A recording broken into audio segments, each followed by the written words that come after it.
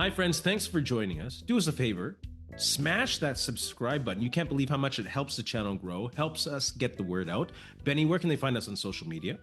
Yeah, you can find us at Ray Benny Sports. We're on Twitter, Facebook, Instagram, TikTok. Check us out also on Reddit and Discord. And don't forget, leave us a rating on your favorite podcast provider. And special shout out to our show sponsor, Fahrenheit Airbrushing. Stand out on the ice, pavement, field, or the stands with a custom airbrush helmet, goalie mask, or any type of project. A local Manitoba business with affordable solutions. Check out Fahrenheit Airbrushing on Facebook or give them a call at 204-891-7431. And don't forget to tell them that Ray and Benny sent you. Can this Bomber team be a Grey Cup contender as is? You can go first. No. Uh, there's just too many issues here, right? The team is 1-4 at home, and really that one win is technically not even a home game, right? They've been very inconsistent. The offense and the D, I don't know if it's play calling on both sides or player wise, has been not good. The offense ranks lowest in the league, 16 touchdowns for this team after 8 weeks of play for the Bombers. That's not good. The only teams, I think they're tied with Ottawa, and that's for the bottom of the league. You know, nothing's gelling right now. I think we got a lot of older players. The O-line's not getting it done. We got guys that unfortunately have done a lot of good things for this Bomber team that seems to, Father Time seems to have caught up to them, and Stanley Bryant, Dietrich Nichols, and all that. And after this Ottawa game, they have a tough schedule. Like this second half schedule is tough, and it starts right away with the Elks, Owls, and then two against Saskatchewan. So I think we're going to find this team possibly battling for a playoff spot and probably on the outside looking in, considering BC's getting Nathan Rourke back. Calgary's hit and miss, but they've played some tough games so far this season. So we'll see about their second half. But yeah, to me, I mean, the team could make the playoffs, but I don't think they're contending for the Grey Cup. I think they can be a contender as the roster is right now. Would I like to see them do some tweaking? Yes. Do I think they should do some tweaking? Yes. But I think if this team as is stays healthy, and it doesn't mean they can't make moves within the roster that they have, and folks start executing and coaches start calling good game plays, I think this team as is can be a Grey Cup contender. It will take a lot for them, almost impossibly so, to be there, but I do think they have enough horses in the stable to make noise in the playoffs and possibly go all the way. Again, things have to go perfectly right. And I'm not saying they shouldn't do anything, because I believe they really do need to do some roster, bring in some horses. But as is, I just think there's a lot of talent on this team. There's a lot of know-how on this team, and it's an uncharacteristic thing for them to be 1-4. And what's their record on the road? Well, I guess what do they got? 4 wins, Three right? and So one. 3-1. Yeah. So they can win. They can win No, away from home. they're 3-0 on the road, I guess, right? Because they're 4-4. Yeah. Yeah. So So if I they're guess one, because that one Toronto game was a home game, away game, right, right? right, right, So right, right, right. I guess they're technically 4-0 on the road and 0-4 at home. So they could win. They can win under adverse conditions ish, maybe. But again, it's everything has to go perfect. Everyone has to stay healthy. The coaches have to get back on board, or they have to find a way to get this train started. They haven't even been on board yet. So, Okay, but if you look at it, they're 4 wins: Ottawa, Hamilton after Bo Levi, Toronto, and who am I missing here? Beat Calgary, right at the beginning of the season. Sorry. So I mean, there's nothing impressive about any of those wins. Calgary was very hurt going into that game. The Bombers haven't faced too many injuries so far this year. Yes, Zach Claros was out, but you should have had a serviceable backup in Drew Brown, which unfortunately they did not. Other than that, where are any other major injuries here that you're waiting for guys to come back? Isn't we missed Broxton last week, didn't we? He missed 1 week, and he's back. And really, he wasn't on the field, giving up 206 yards in the fourth quarter, or 377 yards rushing total against a BC third stringer. Yeah. So again, at home, the Bombers used to be unstoppable. right? When they were going through that run of Grey Cups, they were winning every game pretty much at home, right? They weren't losing at home. Yes. This year, completely different. Like I've been to 3 of these games where I'm sitting there going, "What's going on?" Especially the BC the last game. Like I couldn't even handle sitting in that seat. People around me thought I was probably going crazy because of I've what I heard. was watching there on So the field. what would be your number one concern then on the team? Well, that's the thing. I don't know what That it is. doesn't make Like, them a contender. well, you look at okay. So I talked about the offense. You got 16 touchdowns total, Yeah. right? That's terrible. Your offense is ranked lowest in the league. Your defense is ranked somewhere in the middle. Like they're better. The surprising thing is they're better against the pass than they are against the run, the defense. And we've been ragging on these DBs. And I haven't seen these DBs make plays. Dietrich So Nichols, is it the roster? Like, do you look at this roster from top to bottom and you say they can't win with these horses? Yeah, well, that's the thing. I don't know if anyone can pinpoint it. And I listened to the coaches. I listened to Tommy Condell this last week. I listened to Jordan Younger talking, and I don't know if there's any answers there. Like to me, Tommy Condell came across as he had no answers, which to me is concerning. When you're OC in one of the worst offenses in this league, Yeah, it has no answers. What kind of answer are you going to get from me afterwards? Right? He should have came after that bye week and said, "Hey, this is what I found. This is what we're going to work on." Another thing you mentioned about changes. why would you do that? Why would you publicly say this is what needs to work on? That's not a good idea. Okay, yeah, you're not going to tell the league what you're going to work on, but at least say, yeah, we noticed some things, we found some things. A lot of their stuff was just about execution, right? And I get it. Tacklin's been terrible on defense. Execution on offense has been pretty bad, but the guy calling the plays is not using your best player half the time in Brady Oliveira. Yeah. And Brady Oliveira was running all over who was it, Calgary the week before, and you stop using him. Again, no identity. Exactly. Right. So what's going to be the identity tomorrow against Ottawa? Are you going to have one? Or are you going to have things figured out? I know they got Zach Claros back, but it's not like he was lighting things up. Yeah. And then you said you came off this bye week. They didn't make one change. I know they cut a couple guys, Carlson and can't remember the other guy now, but that's it. No coaching changes, no roster changes. And you're basically running with the same lineup. So I did not expect any coaching changes at all, but I was really hoping that they bring in, I don't know where from, but no defensive line help, no offensive line pushes. Yeah, no secondary help, which we'll talk about, I'm sure, in a second. So to me, the team is thinking, hey, we got the right horses, I guess, right? So maybe then it's got to be the coaches, right? If they think they got the right players. Yeah. So or the players aren't executing. Yeah.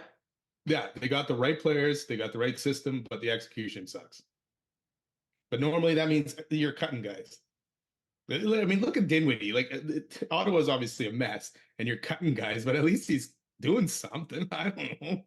I don't want them to just cut random guys like Gino Lewis and stuff like that. But yeah, I don't know. It just right now and tomorrow won't. Even if they go out and blow out Ottawa tomorrow, I'll still have my same concerns. Right. To me, it's about next week. And if you lose tomorrow to Ottawa, holy crap. Then I will be concerned. I think if this team looks different, has a different approach to football and plays a clean game, I will not be as concerned. Well, it's Ottawa. They're 0-8, right? It doesn't matter. It's the CFL. They lost to BC with a backup quarterback who was a rookie.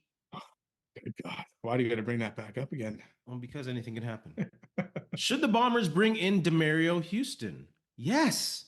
I talked about this a month ago. Who this team was missing the most? I said Demerio Houston.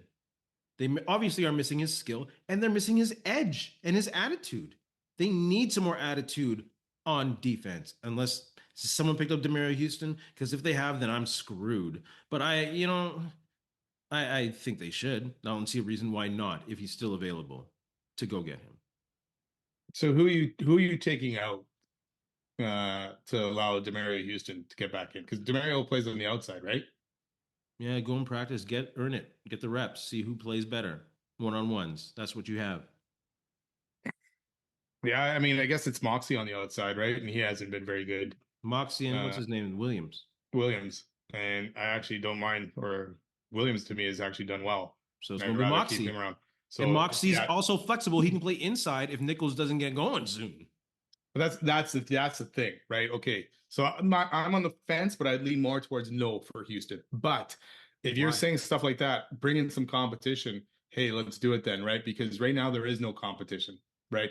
Trey Vavel is the only other CB there, backup usually, and chance he's not going to play in that starting lineup yet because he's too important on special teams.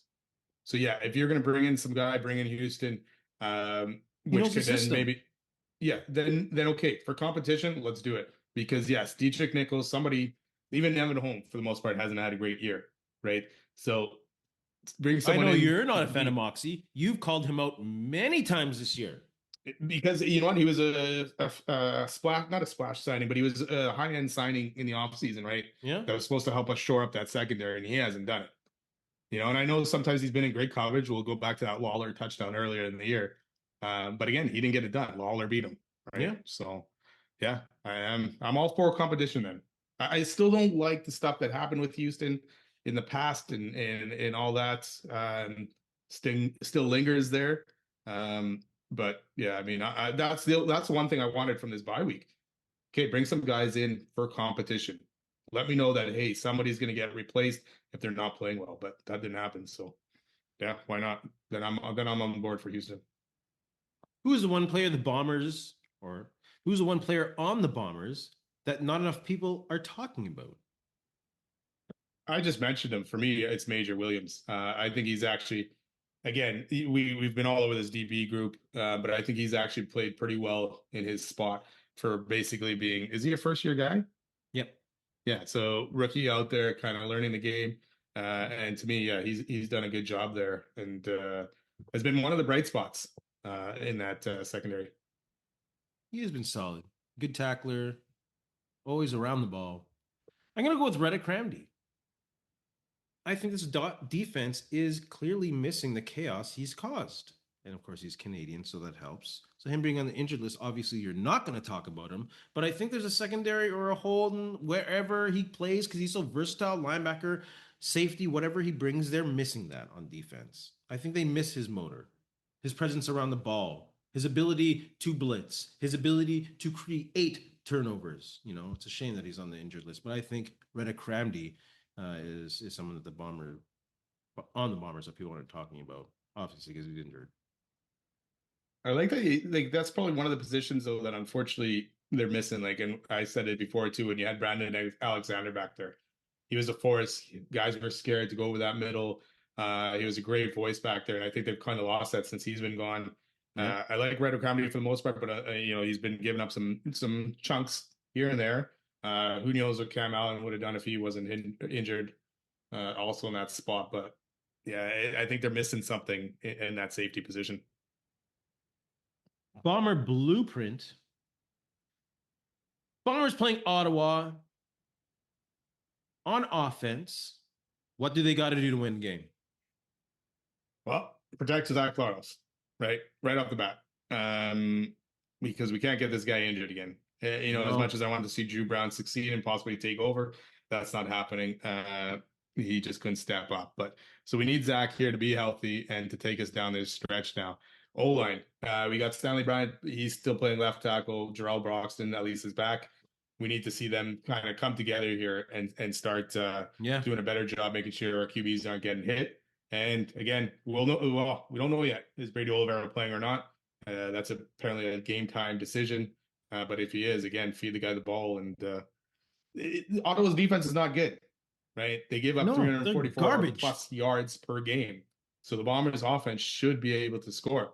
But the Bombers' offense is the worst in the red zone, only 10 touchdowns. Too many field goals, and they settled in that BC game for too many field goals inside the 10, which drove me nuts, and it ultimately cost them the game. They're worse in the red zone because they barely get there. They're second last in red zone attempts at 23. Because I think they like settling for those long field goals. Come on. Ottawa can't stop the pass. They can't stop the run. It is all about how Tommy Condell calls the game. Like using using Brady Oliveira or the running game at 36% is a joke. Like for this team to be successful, 45%. Come on, it doesn't have to be 50-50. I get it. The pass sets up the run in the CFL if we're going to go with the old adage. But still, Tommy Condell, it's on your shoulders. You have to call a good game, which includes calling pass protection for Zach Caleros, which includes maybe having a heavy set to make sure Zach Caleros is protected and to run the ball. Just come on, Tommy Condell. Call a good game. That's what happens. That's what needs to happen on offense. That's true. I mean, he's going to be under fire for this game. If you can't produce against this Ottawa defense, and especially now, they got some raw talent there on that back end after releasing Demerio Houston. So you got to attack it, and you got to get the job done here. Highest QB efficiency allowed. Just come on, defense. Turnovers, create turnovers, get in the QB's face, cause all types of havoc. I am still puzzled why Wilson is in the middle and why Jones is on the end. Jones is not very good in coverage, so why are you going to put him on the end there when you might have to defend a receiver and maybe even one-on-one? It's nonsensical. It's nonsensical. But yeah, they got to create turnovers and they got to create pressure on the quarterback. Jake Mayer, man, dude's had actually over 320 yards passing in the last 4 games, and that includes, I guess, the game against the Bombers. He always seems to play well against the Bombers, so they're really gonna have to get after him. But this defense, 27 big plays so far they've given up this year, which is it's huge. Michael Griffin's out. DBs, again, you said it, turnovers. That's the biggest thing for me too. Create some turnovers. Let's see some interceptions. So far, Major Williams is the only one with an interception on the team so far, which is crazy to me, right? So make some stops. They've given up a lot of points in the last couple of games and a lot of yards. So we're going to need this to see this team and this defense ball out. And we talk about pressure, man. We talk about the DBs win some of those 50-50 balls that you're in position to win. Come on. Yeah. This is a big game, and I know Ottawa's not a good team, but this is the game again where you really need to step up and show that you, like you said, if you're a contender, these are the games you should win, no problem, and put these teams away early. Special teams, what should they do? What do they need to do? Well, I mean, you know what? I love Sergio, but no more field goals, right? So keep Sergio on the sideline except for multiple kickoffs, I guess. But again, contain Pimpleton out there. Unleash Favell, get this coverage team a bit better than it has been over the last couple of weeks, and get TDs instead of field goals. They need, until the Bomber offense pulls their weight, they need to find a way to flip that field. They are one of the worst teams in regards to starting field position, I believe, around the 37-yard line in the league. So when you have bad field position to start drives, and you have ineffective offense, that's why you're not scoring. So they need to flip that field. They need to find blocking. What's his name? The special teams coordinator now. Miller. Wade Miller? Mike Miller. Okay. Either way, Wade Miller, get in there too. He knows special teams. He was great. He's all right at that. Huh? He was all right at that, right? One of the great special teams tacklers. And before that was Brendan Rodgers. Bombers have always had good special teams players in regards to top in the league. I remember it's all good. But yes, flip the field. That's also why they have the least red zone opportunities and touchdowns. They can't get there. And on top of it all, use this home field advantage. You got to be able to take advantage of playing this game at home, possibly in front of another 30,000 fans. They don't want to be booing you. Don't let them boo you. No. Bomber fans, smash that subscribe button. Tell us what you think. Give us your Bomber blueprint. And also tell us which player on the Bombers needs to be talked about more. And also, should they bring in Demerio Houston? Shoot. And also, are they a Grey Cup contender as is? Let's move on to some CFL talk. CFL fans, smash that subscribe button, please. Which CFL storyline is most intriguing to you right now? How badly Ottawa is, I don't want to say sucks. How badly they are. They're just bad. 0-8, nothing's looking good. There's no optimism there. They almost need to hit the reset and again, but this time keep Dinwiddie and get rid of Sean Burke. Who gets promoted when you go 4-14? That does not make sense. That's the mindset of this organization right now. So Hit that reset button. But Dinwiddie is the GM too, right? Yes. And he'll Yeah, turn it around. I believe in him as GM, but Burke has got to get out of the way. He made the hire. Now get him out of the way. yeah. I guess you're probably not making any changes there just because the coach is a cap, right? And I'm sure you're probably paying Dinwiddie some good money to be doing these multiple jobs. So you're probably stuck there at least for another year before you can do anything there. But yeah, they need to figure that out fast. I'm going to go the other way and how good Montreal has been lately. And the whole story of that is just, can they continue this pace? Will Philpott end up crushing that yardage record? Who's going to be MOP? Is it going to be Philpott or Davis Alexander?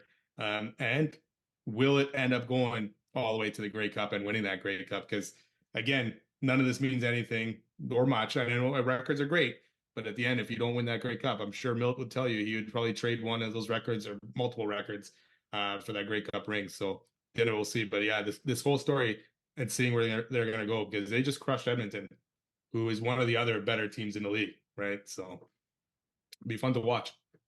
If I had 100 poker chips, I'd put 93 in on the Alouettes winning it all. They're crazy, and they're gonna be the next bomber run, without a Yeah, doubt. yeah, they very well could be. I can't wait to see them play Saskatchewan because to me that's the other better team in the league right now. So yeah, it'd be interesting to see. I think they're gonna beat Saskatchewan. I'm I think. scared to when the Bombers play them in a couple weeks. Yeah, if Montreal, I think will win the Grey Cup, and if they don't lose more than 2 games for the rest of the season, I would not be surprised. Yeah, they might lose a couple at the end just because they're resting guys. They're It's gonna a, have it's that a East wrapped up soon. it's a big combination of yes, them being good, but also Bo Levi Mitchell being out and some teams sliding out. It's a perfect storm for Montreal right now, just like it was a perfect storm for Winnipeg. Let's not get stuff twisted. We weren't perfect in 2019 when this all started. It just took No. a little bit of a turn, and you know, there it is. Yeah, but the funny thing is though, when the Bombers were better, that's when they end up losing the Grey Cups, though, right? So it doesn't always mean, hey, you could be that best team in the league in the regular season that you're winning at the end, right? So They definitely weren't better in appearances 4 and 5. They let that roster slide. yeah, but appearance 3, they should have won that easily, right? Oh God. Sorry, CFL fans. Please smash that subscribe button. Let's move on to fantasy start and sit. Who are you starting this week? I'm gonna go, and unfortunately, this may not be good for other people if they actually want to listen to me. Keon Hatcher, because that game's coming up, and you'll probably be listening to this after this game already ended. So I'm gonna go with Keon Hatcher coming back into form after missing, I think, a couple games. The first game at least, or 2 games. First couple games, yeah. And with Nathan Rourke back, I think Keon will have a good week against Calgary. Yeah, Calgary gives up some yards. Yeah. I'm gonna be a homer. I'm gonna go with Nick Dembski. He's catching at a high rate, I think around 71% right now. And I think there'll be a lot of checkdowns against Ottawa. And I think Zach Caleros will lean on him. So there'll be a lot of receptions to be had and maybe a touchdown. So I think volume on receptions will be a good one for him. Maybe not break 100 yards, but let's say 9 for 80 and a touchdown. What's that? 16, 22 points in fantasy. That's not bad. Night. So That's a good start night. him. I'm going to say Nick Dembski is going to start. I'm going to sit Chad Kelly. I think Edmonton's defense is going to be pissed off. They're going to be focused and they're going to be ready to go. And I think Chad Kelly is just going to throw a couple interceptions, more interceptions than touchdowns in this one. So sit Chad Kelly. I'm gonna go probably the easy cop out like I've done a few times and take anyone on the Hamilton offense. They're playing Saskatchewan this week, and unfortunately, Frost looked all right, I guess, for a little bit last week. I'm assuming he's starting again because I guess they've given up on Trey Ford already. But unfortunately, I feel bad for that Hamilton offense. Kenny Lawler too. Garbage. CFL fans, who are you starting and sitting in fantasy? Let's move on to the CFL Power Four. I was about to say, what do you call it? Power rankings, but CFL Power Four. Who are your top 4 wide receivers? Let's start from 4 going to 1. Who you got at 4? I just said him, and yeah, stats wise, he's not having the greatest season, but he's still a dominant receiver. And I think with Bo Levi's still in there, he would be up there in yards. So Kenny Lawler to me, just on talent alone, is still in the top four. I can't, that's right. That's right. Yes, right. That's true. On talent alone. On talent alone, that's true. I'm gonna go with Austin Mack. The guy fights for every ball in Edmonton. He kind of drives that offense. He fights for he just fights every yard he gets. Yeah, I'm gonna go Austin Mack. I just like his style of play. 3, I got Keon Schaefer Baker. He has the highest catch percentage in the CFL right now. He'd probably be a top 3 wide receiver if he didn't miss a game. Yeah, I'm gonna go then the opposite on the same team because I have both of them kind of down here. But I'm gonna go Keyshawn Johnson then, who has had a very good season so far with Saskatchewan as well, right up around those same yardage as Schaefer Baker. Who do you got at 2? This is where I guess adding Kenny Lawler kind of messes around here because I did have Austin Mack in here and I had Tyler Snead. I can't decide which one. Let's go with Austin Mack at number 2. Oh, really? Yeah, just because again, Montreal probably thought he was done for. He's gone into Edmonton. Him and Fajardo have hooked up again. So I know I should probably have Tyler Snead in this list too, but I probably won't end up having him now. Tyler Snead didn't make mine either. I have Okay, there you go. Keyshawn Johnson at number 2. There you go. Okay. That dude's a monster. He's having a great year. Did he have 130 yards receiving last week or something like that? Talk about Yeah. CFL sit-em, start-em. Should have started that guy last week. I'm going to go Keyshawn Johnson. Of course, number 1, I got Tyson Philpott. Mike. Yep. Yeah, the guy's been putting up monster numbers so far. So we'll see where it ends up. But him and Davis Alexander are clicking. It's a funny conversation. Who would get the MOP nod for that team? It almost in a neck and neck. It almost always goes to the Canadian. Well, MOP you said? Like for the team. Oh, right. Yeah, they're on the same it's team. hard though, right? Yeah, I know it's hard because QBs always get that too quite a bit, right? QBs always get the edge. So, but yeah, if the Canadian breaks a record, yeah, well, yeah, if he breaks the receiving yards record for sure, he's getting that. Is he on pace? He's not on pace no more, is he? Oh yeah, he's still on pace for 2,300. Oh yeah, he's at 1,100 right now. Yeah, yeah, and 1 game left for a halfway point. Yeah, so he's still on pace to break it by close to 300. Let's go with CFL quick and dirty predictions. Who do you have? Well, BC Calgary. Yeah, I'm gonna go BC. You're taking BC in Calgary. In Calgary, BC and Calgary.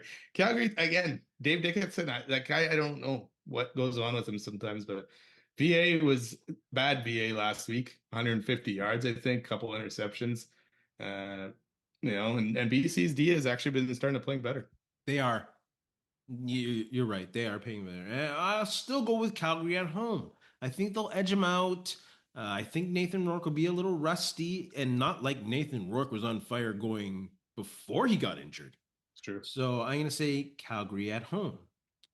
Ottawa, Winnipeg.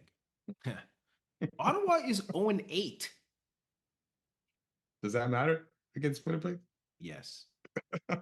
Yes. Winnipeg has to get the momentum going. Just take what they give you.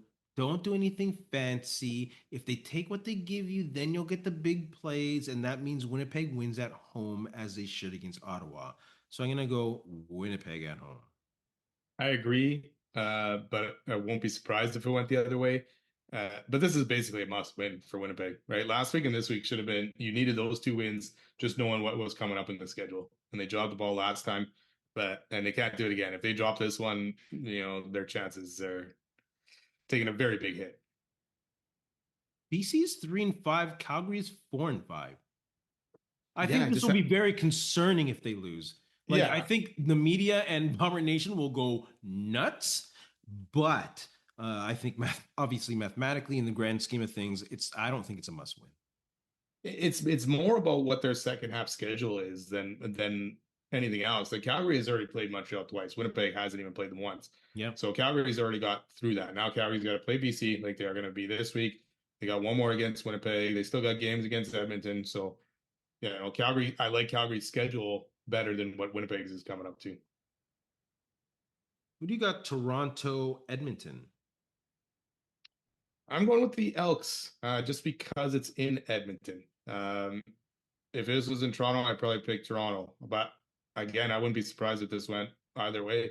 Just the way Toronto ended up beating Calgary last week, right? Yeah. So I'm gonna go with Edmonton. I just like the attitude of the new team. I think they'll be focused. I think they'll be raring to go and at home. That must have been disappointing to be at home and lose that one when we had a crowd of 30,000 plus. Finally, yeah. But we'll see what shows up this week. Hopefully, they still get another decent crowd. Yeah, I think I'm liking Edmonton. Obviously, I'm a Bomber fan. I don't like Edmonton, but I'm liking them this week. Yeah, we need the Argos to win, actually, but I can see with the crossover. But yeah, even then, that crossover hurt last year. Son of a gun. Saskatchewan, Hamilton. I'm going Saskatchewan because Hamilton does not have a quarterback. Yeah, I agree, and their defense is still playing pretty well, decent, and all that. But when you don't have a quarterback in this league, it's tough. So Saskatchewan as well. The optimism in Hamilton going into this season with Bo Levi Mitchell. Oh yeah, and with the first few games of the season too, right? Yes. I'm sorry, Hamilton. I'm sorry, Hamilton. Who knows what could have been? CFL fans, put your predictions, put your fantasy stardom, situm, and don't forget to leave a comment and smash that subscribe button. Benny, what do you have to say to our friends? Thanks a lot for listening. Don't forget to subscribe and follow, and go Bombers go. And have a good week. And go Sea Bears. They got a 1-game championship. What a mess that turned out to be. But yes, go Sea Bears. Oof. You want to talk about Teddy Allen as well? What's happening? That too. What's happening? The security guard's getting charged apparently. So. Oh, he went too far. He went. So we'll see what actually happened that night. But just don't go to the club. Don't go to the club, kids. That's the thing. Go to the club. Nothing good happens after 11 p.m. That's what they say. Children, nothing good. Well, a couple things happen after 11 p.m. Yeah, any which way. In the meantime, in the between time, Ed Whalen. That's it. Another edition of Ray and Benny Talk Sports. Hey, friends and neighbors, don't forget to check us out online on Facebook, TikTok, Instagram, and Twitter at Ray Benny Sports. And don't forget to check out our YouTube channel. Leave a like, leave a comment, tell us what you think.